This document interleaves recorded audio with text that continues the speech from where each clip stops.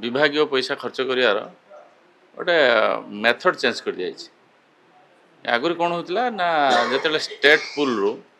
पैसा जाकि विभाग अकाउंट मान रोला तमें से बैंक मैंने से पैसा बिजनेस करते धरा जो आम 3 लाख कोटी टकर बजेट कले से विभिन्न विभाग को जो हार में डिस्ट्रीब्यूशन है से गुड़ा जा विभाग अकाउंट सीटी जाकि स्टोर हो गला तार अर्थ से बैंक अकाउंट रहा तापर विभाग जो जे ब्लॉक रे जे डिस्ट्रिक्ट जो खर्च कले से विड्रो कले जहाँ सरप्लस है सी किंतु खर्च रे सी देखागला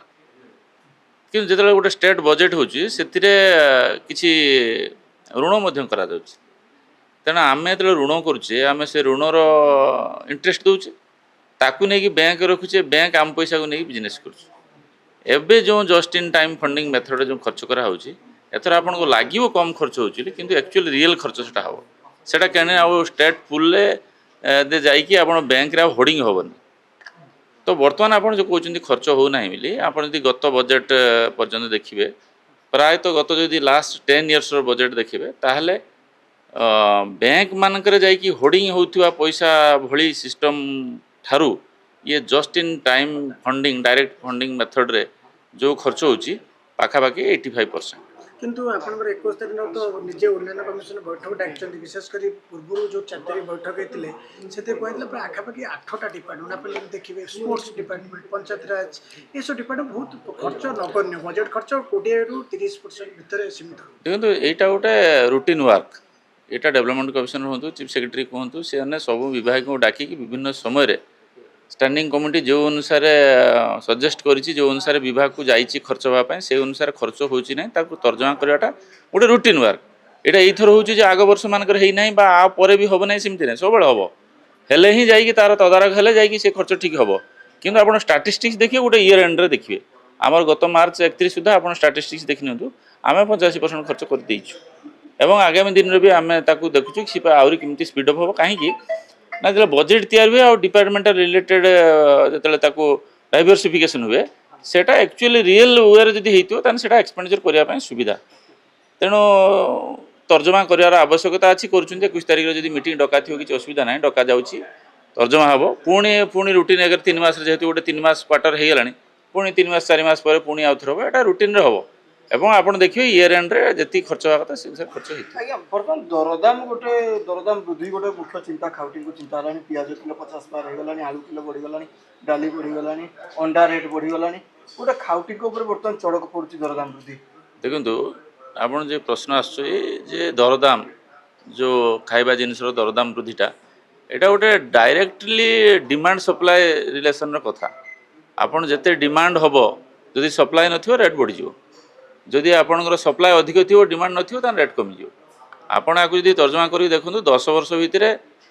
केवल ओडिशा रे कोटी लोक बढ़ी भारत वर्ष रे 14 रु जदि 24 भितर देखिए आपण पाखापाखि 20 कोटी लोक बढ़ी 124 कोटी रु 144 कोटी हेलेन किंतु प्रोडक्टिविटी से अनुसार बढ़ुना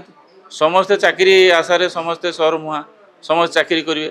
एग्रिकल्चरल प्रोडक्शन जो न हो एग्रिकल्चर प्रोडक्ट जो न बढ़ो तान लोक डिमांड क्यों फुलफिल हम दरदाम नियंत्रण कर ना दर से मैंने जापारना जे दरदामटा कौट नियंत्रण हुए प्रोडक्शन कम कर दरदाम कौन नियंत्रण करेंगे कि आपड़ आज जानी ना भारत वर्ष कई पहुँचला आज दिन में जो भारत वर्ष तेल किणुला से तेल बिकुची ता कारण ना क्रूड तेल किणिकी रिफाइनरी भारत वर्ष एत टेक्नोलोजी अच्छी एत रिफाइनरी अच्छी क्रूड ऑयल को रिफाइन करके पुणी आउ थे से रुषिया को दूसरी जे रुषिया पाखु तेल किणुची पुणी रिफाइन कर भारत वर्षर स्टेटसटा बहुत उपरू गलानी आपण लोक जीवन धारण शैली बहुत बढ़ला किंतु डिमांड सप्लाई जो दरदाम अत्यावश्यक जिनसर दर वृद्धिर मुख्य गोटे कारण अच्छी जे प्रोडक्शन आपड़ जदि देखिए जदि जीडीपी की देखिए जीडीपी रे मेन कंट्रीब्यूटर थिला एग्रीकल्चर 50% थिला आज से 25% पहुंची आम इंडस्ट्री को 45% कंट्रीब्यूटर नहींचे आपणकर सर्विस सेक्टर को 25% नहींचे एग्रीकल्चर जब 25% कंट्रीब्यूशन कर को तमें एग्रीकल्चर उपर लेस एम्फासिस दि जाइए तेणु आज तो आज तुम स्टैंडिंग कमिटी मीटिंग अच्छी एग्रीकल्चर कृषि कृषक सशक्तिकरण एग्रीकल्चर प्रोडक्ट केमती बढ़ो लोक केमती एग्रीकल्चर आड़ मुखा अधिक आगेबे और अधिक केमती प्रोडक्शन हम और अधिक प्रोडक्शन आप देखिए कहीं आप कहते गोटे समय टमाटो किलो 2 टंका होगा कहीं तो से दरदाम वृद्धि चल आप कहून तेणु प्रोडक्शन बढ़े निश्चित भाव में रेट कम आ प्रोडक्शन बढ़ावाई आमको समस्त को